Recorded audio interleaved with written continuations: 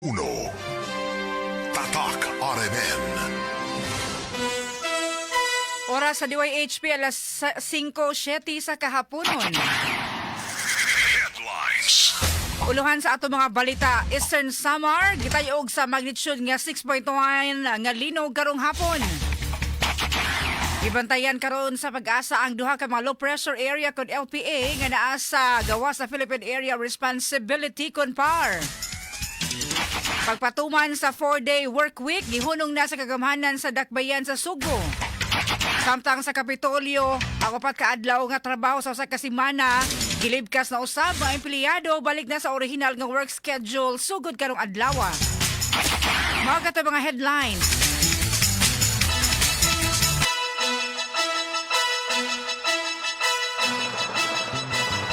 Sugbo Kabisayan ug Mindanao, Pilipinas, worldwide, maayong hapon kini si Radio Man, Aida de la Cruz Tampos, matod sa ato mga balita news updates. Ano karong Lunes, Mayo 4 na, 2026, kumusta inyong kahaponon karon? Naminaw sa ilang mga radio 612 sa mga dial sa inyong radio mayong hapon diyon tanan. Sa ato ang digital platform DYHP Cebu Facebook page, YouTube channel DYHP app. Mayong hapon diyon naglanog-lanog kanunay ang DYHP gikan pa sa kayong kabuntagon hangtod na sa kagabion. Kayong salamat sa iyong pagpaminaw. Labi na sa pag-update sa ato mga balita, komentaryo. O of course mga drama o ang serbisyo publiko nato sa mga aktibidades na naakamo karon na nagpaluyo. Sa ato mga motorista karon nga nagbiyahe na karon mga orasa mayang hapon, ang uban ba ka nakaroon sa mga gas station sa arong matubil, gumikan kay adunay posibilidad nga adunay laing pagsaka na usab sa presyo sa lana og mga adlaw-adlaw Martes. Ang uban nga nagdaginot ng yawat, patubil sab karon mga orasa. Dili pang lain nga fuel price increase.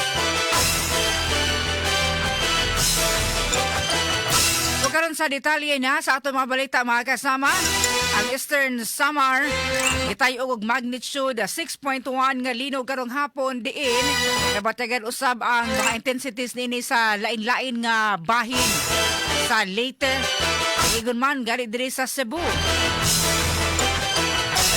Sa mga instrumental intensities mga kasama intensity 5 sa Canavid Eastern Samar sa Dulag o alang Leyte, Gandara, Samar. Intensity 4 na batyagan sa Abuyog, Palo o sa Carigara, Leyte. Intensity 3 sa Nabal, Biliran, Hernani, Eastern Samar, Ormoc City, Hilongos, Albuera, Baybay, Leyte, Villaba, Isabel, Leyte, Sorsogon City, Bulosan, Sorsogon, Malitbog, San Francisco, Inundayan o ginguman sa Sugod, Southern Leyte. Samtang intensity 2 sa Kawayan, Biliran, San Francisco, Camotes, Monreal, Esperanza, Masbate, Praito Diaz ug Sorsogon. Intensity 1 sa Tabaco, Albay. Matagan usab diri sa Cebu sa Karkar, Liluan, Cebu City, man sa Santa Maria, Davao Occidental, Pasay City, sa Iloilo, Aroroy, Katayngan, Masbate, Donsol, Sorsogon, Maasin ug Southern Leyte. Tipik sa ato ang gipakita karon mga kasama o kini nga kuha sa usa ka netizen dito sa Samar, usa ka simbahan diin naguba green town no ang nga buak ang mga santo sud sa simbahan o kining dakong cross susod sa simbahan. Uban sab na pinagi sa tong RMN Tacloban kuha ta og mga footages mga kasama nga kusog-kusog sa pagtayog sa linog dito sa Eastern Samar. Na mga tindahan, mga kabalayan nga dunay mga CCTV footages or CCTV cameras na hagilap gyud, nakita gyud no ang pag-shake, ang pagtayog sa yuta atol sa linog mga kasama karong hapon. Mahinaot lang punta, mag-ampo lang punta nga walay mga casualties o yung man walay mga na-injured or naangol atol sa pag-igo sa linog kay 6.1. Kung gusto sad ang linog mga kasama, kumusta mo diha sa Leyte mga kasama? Yung mga hinahimutangan, kusog biya kay ta karon ha diha sa Leyte, always listening sa DYHP. Kumusta mo diha sa Hilongos, Leyte? Sila si Wilson Manatan nag-message diri. Diri sa Kantungtong, Jabong Samar sa Barangay Kantungtong. Live ka nagtanaw sa Facebook. Kumusta mo di sir? Bruno Labok. No, ni pa ambit o ni pa dala silang mga messages karong hapon. Ngayong hapon yung tanan, keep safe. Amping mo ha, kaya basig doon pa yung mga aftershocks, mga kasama ang maong linog. Diya sa Eastern Samar. Musta mo diya asad sa Leyte. At oras sa alas 5:14 na samtang nasigpatan ang usa sa duha ka LPA sa gilayon nga 1,350 kilometers east sa northern or northeastern Mindanao. Apan layo pa ang posibilidad nga mahimo kining bagyo. Samtang adunay normal nga tsansa nga mahimong bagyo ang laing LPA nga nasigpatan sa gilayon nga 2,870 kilometers east sa northeast Mindanao. Kung pananglit, mahimo kini nga bagyo, tawgon kini bagyong Kaloy. Sa kasamtangan, wa pay direkta epekto ang duha ka mga LPA sa nasod. Pero duman nga una na ang gitaho sa pag-asa nga naa sa usa nga to sa duha sa mga bagyo ang gilaumang musod sa par karong buwan sa Mayo. At oras sa alas 5:16 sa kahapon doon padayon sa atong mga balita.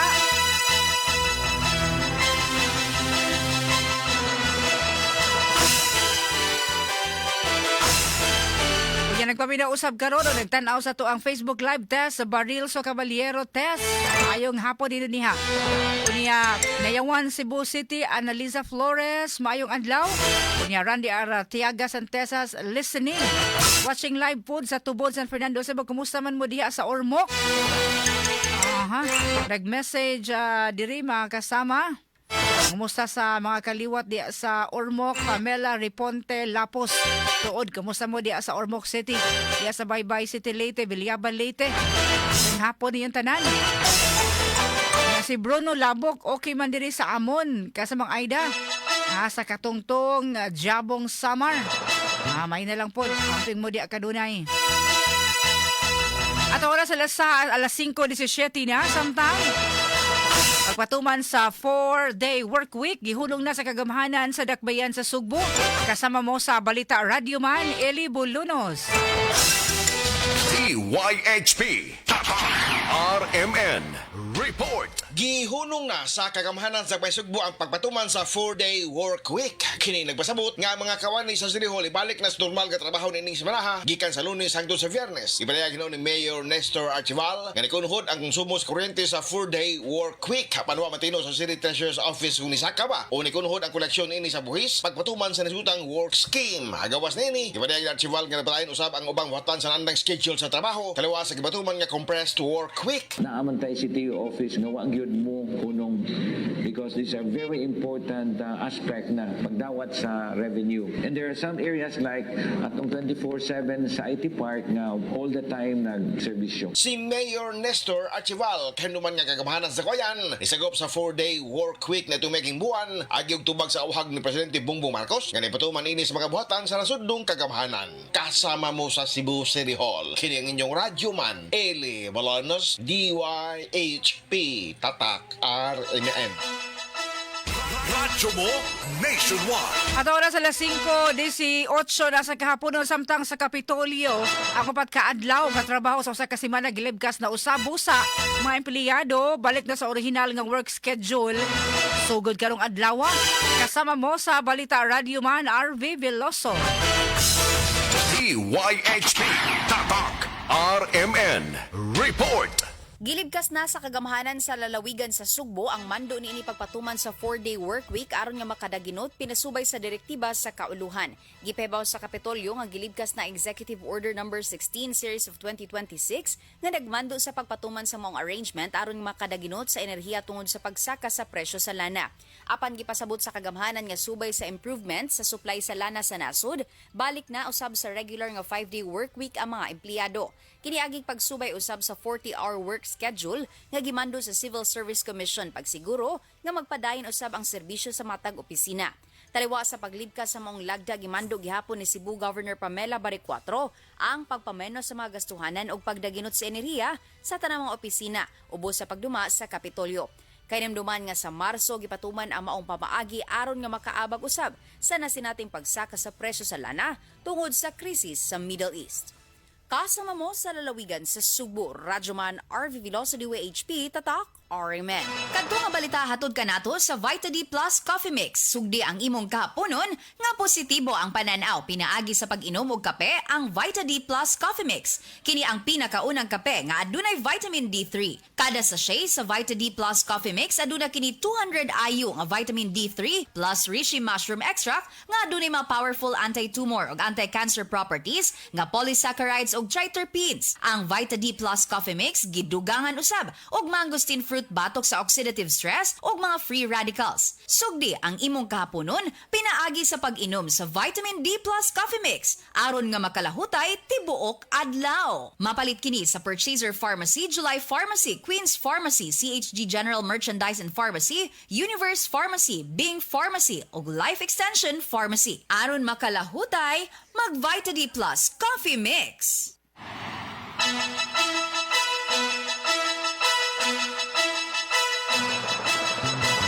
At oras sila 5:21 sa kahaponon.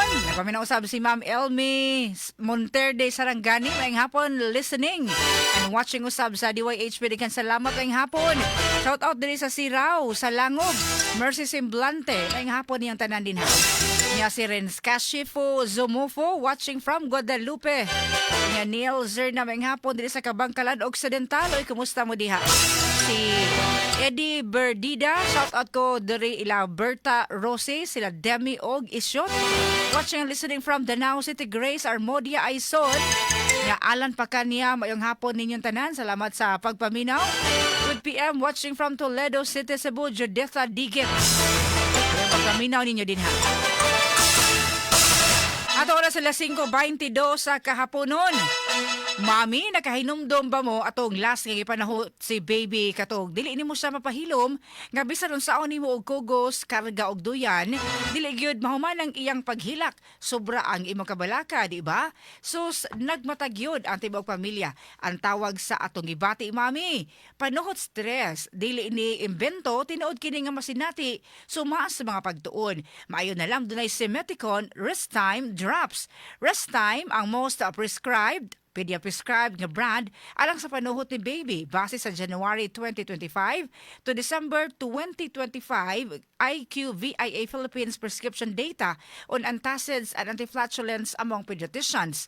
Paspas nga mo rescue in as fast as 15 minutes para rest gikan sa panuhot si baby, likay pod sa panuhot stress ang pamilya. Basta kabag, most prescribed Simeticon Rest Time to the rescue. Simeticon is a generic name of Rest Time. If symptoms persist, consult your doctor.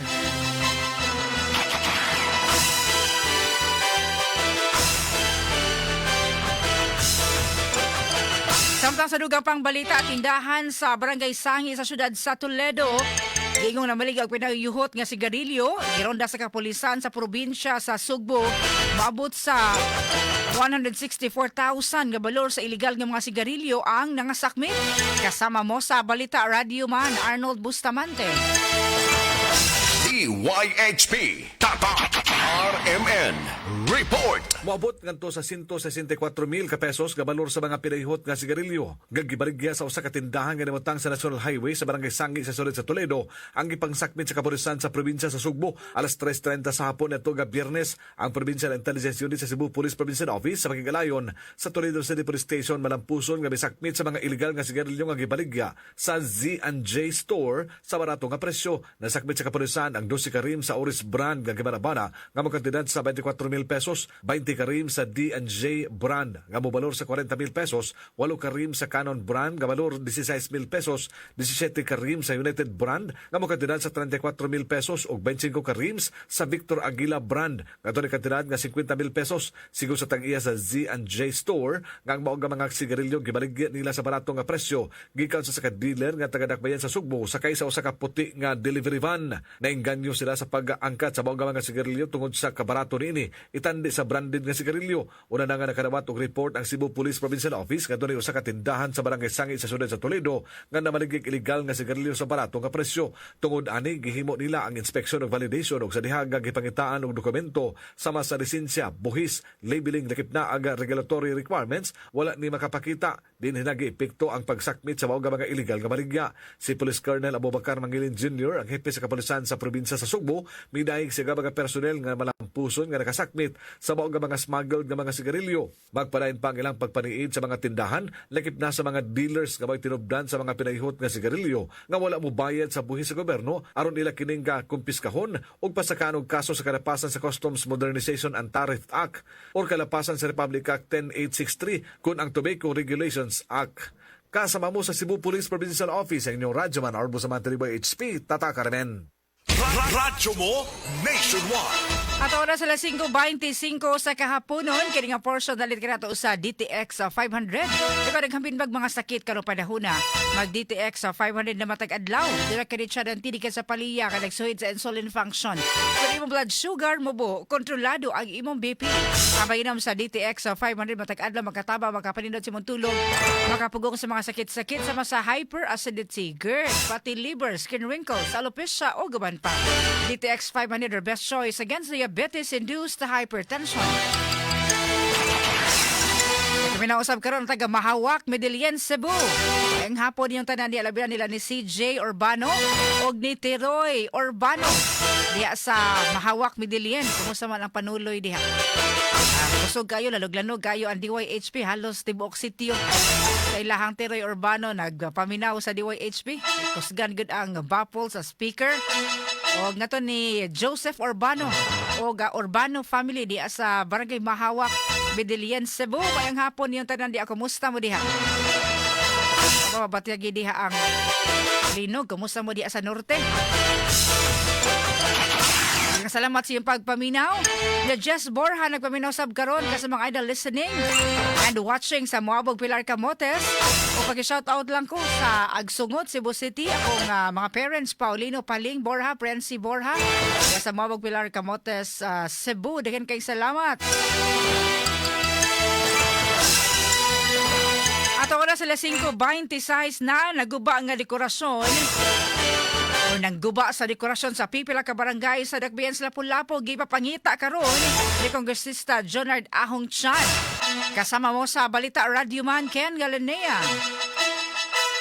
DYHP Tatak RMN Report. Gikas sa Buyon ni Lapu-Lapu City Lone District Representative Jonard Ahong Chan ang pagguba sa mga dekorasyon sa pipila ka mga barangay sa maong syudad nga mga Paho ug ang Barangay Ibo. Ang mga barangay sa Nakais Lapu-Lapu dunay mga entry pag-decorate sa ilang barangay o kapag butang og welcome arc nga giagi pag-contest sa National Historical Commission for Culture and the Arts aron nindot ug tan-aw nila binas sa mga bubisita sa barangay. Mato ni Chan niya nagipasusi ang hitabo aron pag-ilas sa naguba sa mga decorations. Gani andam si Chan nga mohatag og palipay sa maghatag og impormasyon nga moresulta ngadto sa pagkasikop sa mga responsable niini. Nasagmayo si Chan sa mga waylingaw nga mangguba sa mga dekorasyon sa syudad. Inay mutabang sila pagpanindot silang tagsa-tagsa ka mga komunidad. Kasama mo sa Nakwen sa Lapu-Lapu ang inin Radio Man Ken Galinea, Tatak RMN.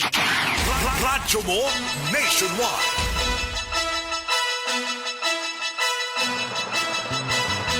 At oras sa 5:28 sa kahaponon ang DSWD nihatag karong katinawan kalabot sa nikatap nga hulagway online nga matud pa mohatag og libreng appliances sa ang ilang buhatan. Kasama mo sa Balita Radyoman Remart Pugon. DYHP Tatak RMN Report. Kini nga balita hatod kanato sa Life Extension Vitamin D3. Sa detalye sa atong balita, giklaro sa Department of Social Welfare and Development kun DSWD nga fake news og AI generated ang nikatap nga hulagway online di nagpakita nga manghatag og libreng aircon ang ilang buhatan ubos sa Pantawid Pamilyang Pilipino program kun 4Ps. Matod sa naasong ahensya nga ang 4Ps usa ka conditional cash transfer program sa ilang buhatan nga mohatag og pinansyal nga tabang ngadto sa ilang mga benepisyaryo. Dugang sa DSWD nga dili appeal sa 4Ps ang pagpaghatag og kahimanan o produktong wa gibase sa opisyal nga patakaran sa ilang buhatan. Subay niini ni pahimangno ang ahensya sa publiko nga likayan ang pagpakatap og sayop nga impormasyon ug uban pang content nga makahatag og kalibog sa katawhan. Kasama mo sa balita, Radjuman Remart Pugoy DYHP, Tatak RMN. Kadto nga balita hatod kanato sa Life Extension Vitamin D3. Ang regular nga pag-inom sa Life Extension Vitamin D3 makatabang para sa pagbalig-on sa atong immune system, depensa sa atong panglawas. Kung taas ang level sa vitamin D3 diha sa atong dugo, maka-function usab og maayo ang atong mga cells, maka-produce og panagang ug makapatay sa viruses sa di pa nimo sulod sa atong cell wall. Busa mga kasama, inom kada adlaw og duha ngadto sa 3 ka soft gels sa Life Extension Vitamin D3. Recommended kini sa mga medical doctors, 100% ka ginama sa Life Extension Foundation dito sa Amerika ug number 1 nga tatak sa vitamin D3 sa Pilipinas. Mga kasama, mapalit ang Life Extension Vitamin D3 sa mga butika ug sa mga Life Extension Clinic. Sa Cebu City na ani mahimutang sa Osmeña Boulevard, duol sa Sibudok ug Cebu Gospel Church ug anaa sa ADM Building, Barangay Kansaga sa Konsolasyon at bang sa Jollibee. Mapalit usab kini sa Dumaguete City diha sa House of Taft Building sa Taft Street, Barangay 8 duol sa Kamanhak Terminal. Alang sa gustong mupalit, mamahimo ka mong mukontak sa 4161655 o baka sa 0917-318-1161. Life Extension Vitamin D3 and Life Extension Clinic for longer life. Ang Life Extension Vitamin D3 girekomendar sa mga medical doctors, 7% ang gibo sa Life Extension sa USA. Mga cancer patients, ulit katoy mga respiratory problem, girekomendar ang pag-inom sa Life Extension Vitamin D3, labi rin sa itong resistensya o sa itong immune system. Life Extension Vitamin D3 for longer life. Mayang hapon, Jenaline Remorosa Baclayon Amit. Pag-shout out, yun man sa Tampus family di sa Quezon o sa Kataihon or Kitaihon, Kitaw-taw, Bukidnon. Anit ba kayo ng mga views diha oga, tourist spots. At Tampus family o ingon man, Amit family, Remorosa family o Baclayan family.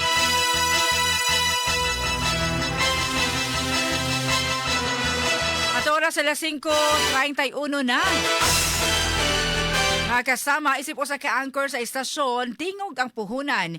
Lisod kumabalda, dili pwedeng muhunong tungod sa nakanilaing sakit sa masasipon. Ilabi na kay pabago-bago ang panahon karon. Kung doon ay sipon, doon ay uban nga tubig lang ang gigamit, ang uban sab, palabyon lang. Pero ako, sa unang simptoma sa sipon, tambalan dayon nako Newzep Z Plus Forte. Nahibawan magud nako nga kung padugayon nato, mas mudagan ang virus sa sipon, mohoy na ang resistensya uga, pwede tang makatakod sa uban. Ako personally, nasawayan na nako ang Newzep Z Plus Forte.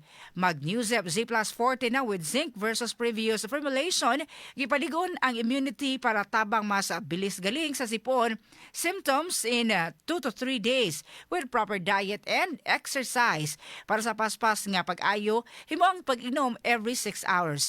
Penilefrem HCl chlorpheniramine maleate paracetamol and zinc ang generic name ng Newzep Z Plus Forte. If symptoms persist, consult your doctor.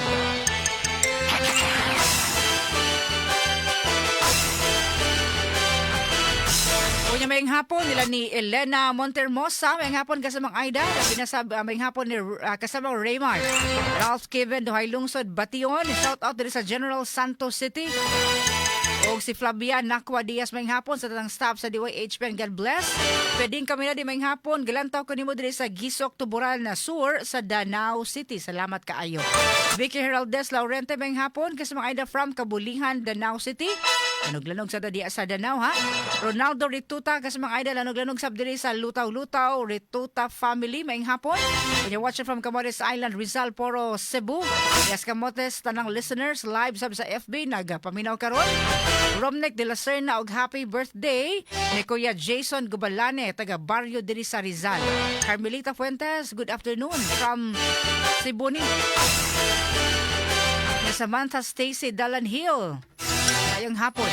At oras sa 5:33 na dugang pa mga balita magkasama sa tubag balik kuman sa mga pahinomdo. DYHP, una sa lahat. Traffic Update.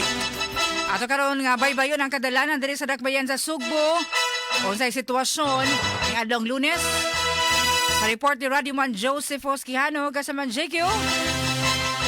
DYHP, Tatak RMN Report. Yes, salamat sa mga radyo Madaida sa itong pagdalilo din sa kawas kabahid na kabarasa sa kapulig Anlauga Lunes itong laundry sa may downtown area dito sa may Jikinko Avenue padung sa may Jikinko Avenue habig sa Tinago ug Tihero walay kabalakan mo dito dagas masakyan ang kabarasa padung sa may Jikinko Avenue iskina Jerusalem Avenue ug pasawlan di kadiyot sa may Hipodromo Highway ug sa may access road sa Cebu Business Park o laos diri sa may Mabulo Jikinko Avenue doon sa may Mabulo Church.